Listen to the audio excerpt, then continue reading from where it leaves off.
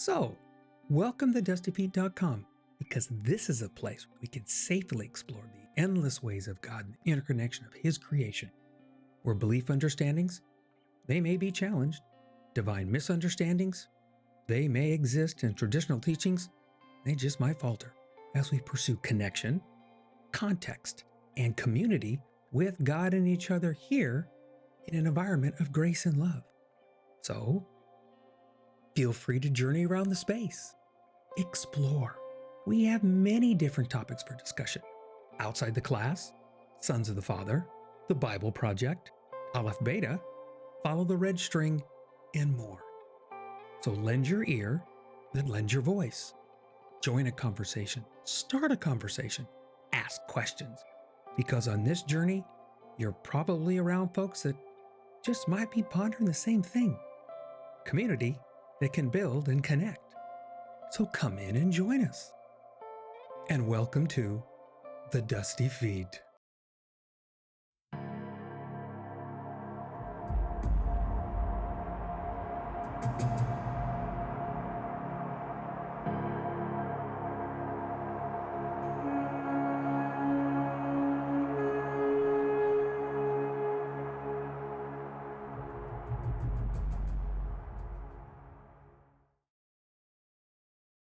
And good evening. It's May 30th, 2023. We're continuing our Matthew series with Tim Mackie with episode 34, the Passover, right?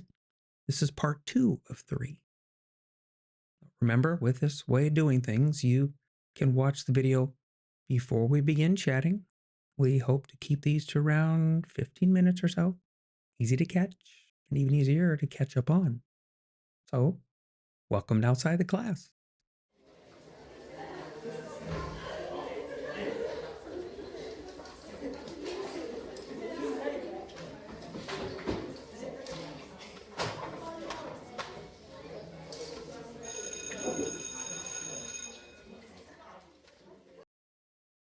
In the description below are links to all of the audio, video, and source documents that we use here in the Dusty Feet.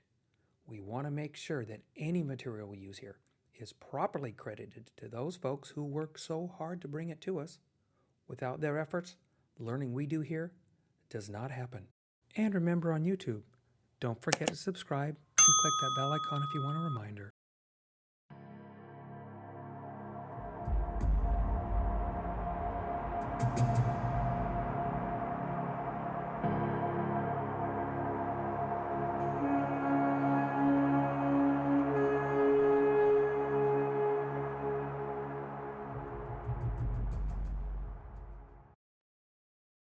And remember, and as always, it is expected that you watch the reference videos first to get a context for this discussion and, of course, to hear the perspective of that originator. Again, in this case, Tim Mackie. On TheDustyFeet.com, in the Outside the Class section, we have the entire Matthew series thus far. Each of these source videos, all of our discussions, are posted there in advance. So, if you have not yet, pause this. Go to TheDustyFeet.com, explore, watch the video, and when you come back, we can chat.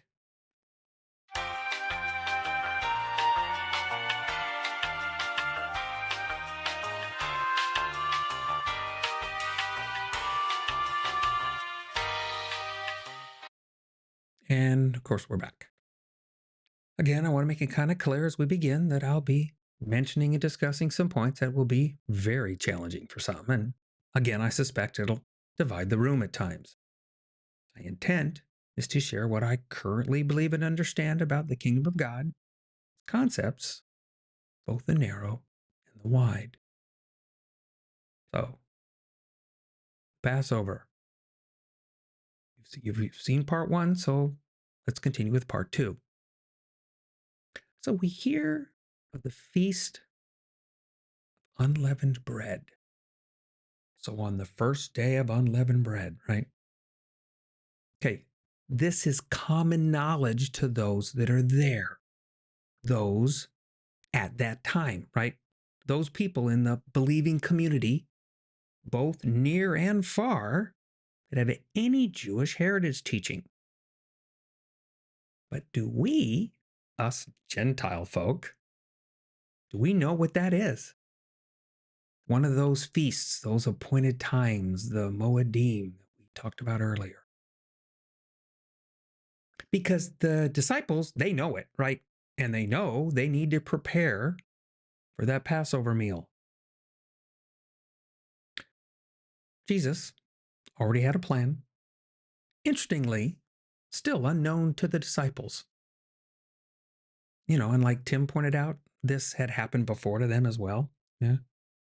But in this one, he said, go into the city to a certain man and say to him, the teacher says, my time is near, and I am to keep the Passover at your house with my disciples. The disciples did as Jesus directed them. They prepared the Passover. Like Tim mentioned, in the Christian calendar, there's no Passover per se, really. There's no Passover meal. Easter has overwritten Passover, but it seems to miss so much intended, as we're going to see. If we can, then maybe we can have a better understanding of how a Passover meal was expressed. Maybe we would have a deeper understanding of the events at this supper, because this is the last one that they would have together before his death, burial, and resurrection. So the play out of this meal, the days that surround it, the practice itself, that's always been a bit of an interest to me, right? It's some of my burning questions, right? Because Tim brings up a very important point that if you want to be aware of the context of the story, you have to be in the sandals of those living it. So I might postulate that it would include the calendar and times of day, right? Simple things, the time of day. Sunset to sunset is a day. That's the culture of the day. And to superimpose another timekeeping, that would probably not do the story justice. Then the calendar. The days and what happens during those days are also in the sandals of those living it, and who it's happening, what's happening around this, right? I guess as you can see, I'm a bit passionate about this time of year and the surroundings from the perspective of their sandals. Yeah. So let's see if we can chat about a few of the, we'll call them different than the conventional ways to look at this series of events and timings, right?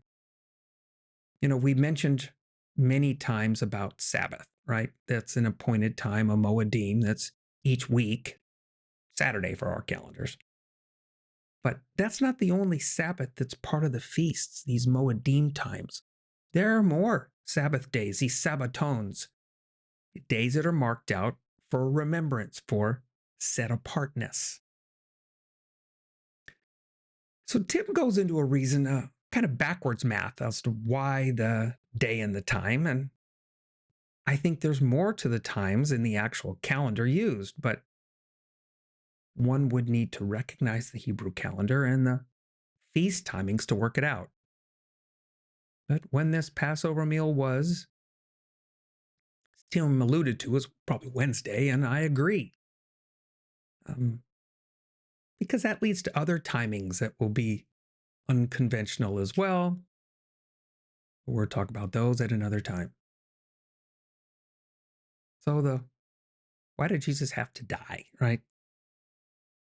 It seems that the Passover meal already has all of that rich symbolism in it. That meal has a common text that's attached in that meal, the words, and it's called the Haggadah, right? It would be a much longer episode, as Tim alluded there, to cover the entire Haggadah, right? But for this, we'll do a broad stroke view, kind of like Tim's. But on TheDustyFeet.com, on the page that covers this episode, I'm going to post, and you'll find the messianic Haggadah that this will broad stroke cover, right? So first, the Passover meal, as Tim mentioned, is called a Seder. And there are many very important elements in the Seder, right?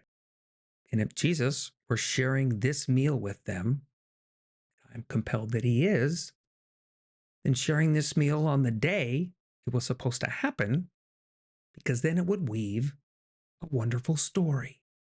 Yeah. So there are 4 cups, the fruit of the vine. Each begin a section, right? Number 1, the cup of sanctification. 2nd, the cup of the plagues. 3rd, the cup of redemption. And 4th, the cup of praise. And even those simple titles, you can already tell there's a story coming, yeah? During this meal, also at various times, there are a washing of hands. Remember that? There's going to be a point of interest later. So this cup of sanctification, the first one, or sometimes called the cup of blessing, because it's meant to sanctify, to set apart the rest of the evening as a holy occasion. Traditionally, often it's filled to overflowing. The naming would suggest blessings overflow. Yeah. During this part, there's parsley that symbolizes the hyssop branch used to place the blood on the doorposts, so that death would pass over the household and all that inside would be protected, right? In the story, it's dipped in salt water. Those also symbolize tears. Remember the unleavened bread part of the Passover?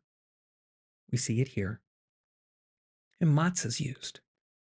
There are 3 sheets of matzah in a bag, and there are 3 compartments inside on a traditional piece. And the sheet in the middle is broken in half, and it's covered in a cloth, and it's hidden until the conclusion of the Passover meal. Interesting, yeah? Number 2, the cup of plagues, or the cup of judgment. Here's where the lamb shank bone that's used for part of the meal, that's to remind us of the lamb that was sacrificed for the blood and the meat. Yeah. This firstborn lamb, this was another element of this remembrance meal, right? There's a lot to that if you chew on that a little bit. So in the first one, remember, there's a first washing of hands at the first cup. We said, remember that for later. And there's washing of hands with this cup as well. And I think in the Jesus story, I believe he takes this one and he takes it also a step more intimate. Because he chooses, instead of washing hands, he's going to include washing their feet. Because remember, there are more parts to all of this. This is just the Cliff Note highlights. Okay. So in this, a portion of the matzah is eaten, right? Along with other elements, right? Bitter herbs and a sweet mixture, right? Man, there's just a ton to chew on here. There's so much. But now, after those 2 cups, the rest of the meal, that can be served and eaten. So the meal can be consumed, and that's what gets us to the next and very important section. And we're going to cover that in part 3. Okay? You're really going to like that. So next week, we'll continue with our Matthew series, episode 34, the Passover. We're going to wrap this up with part 3 of 3. And our point to ponder. Oh, so we're going back to the matzah, right? You know, you'll see even with matzah, even when it's not in the hard cracker shape you're looking at here, it's traditionally marked. If you look at them, if you look real close, it's pierced. There's holes poked.